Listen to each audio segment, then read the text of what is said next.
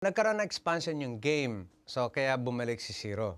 Ngayon, dahil doon sa Fall of Apocalypse, na-lockout sila, hindi na sila makalabas. Yung mga NPC, or yung people of the land, kapag namatay sila, hindi na sila nare-revive. Whereas yung mga adventurers, yung mga characters mismo, nare-revive sila. Dadali lang sila sa cathedral. Maganda na medyo nakakapagod yung kwento. Kasi masalimuot kasi may yung tunay na daigdig tapos pupunta ka doon sa daigdig ng game. Pero palagay ko naunawaan nyo ng mga manonood kasi avid fan sila ng mga online games. Ako si Blair Arellano.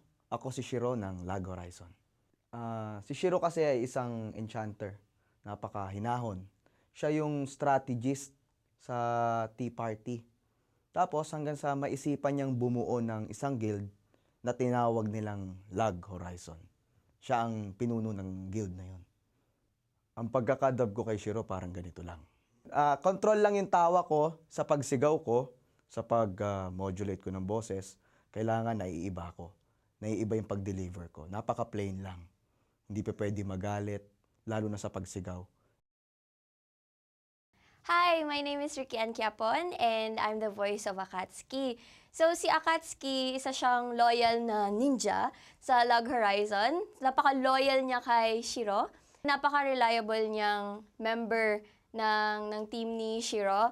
And talagang gagawin yung lahat para lang ma-achieve yung mission na binibigay sa kanya. The way I approach Akatsuki's voice is yung parang since ninja siya, so low tone lang siya. And of course, syempre binibase ko din sa original Japanese. And of course, may konting, syempre, style, Tagalog style na rin. So, it's really a fun experience to voice Akatsuki. Okay. So, ako nga pala si John Robert Kamat, kilala sa tawag na Jag. So, ako dito sa Lag Horizon ay si Naotsugo ay isang guardian na kung saan ay ginaguard niya yung mga kasamahan niya. Siya yung pinaka-unang umaatake sa lahat ng mga kalaban. Ang ugali naman ni Naotsugo, si Naotsugo kasi medyo kenggoy. So si Naotsugo mahilig sa mga babae.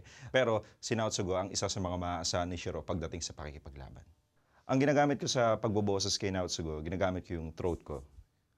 Inaangat ko at ginagawa ko parang kenggoy kasi yung character ni Naotsugo medyo may pagka-kenggoy at mahilig sa mga babae.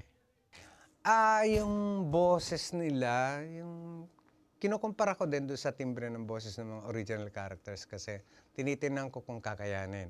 Okay, kaya naman.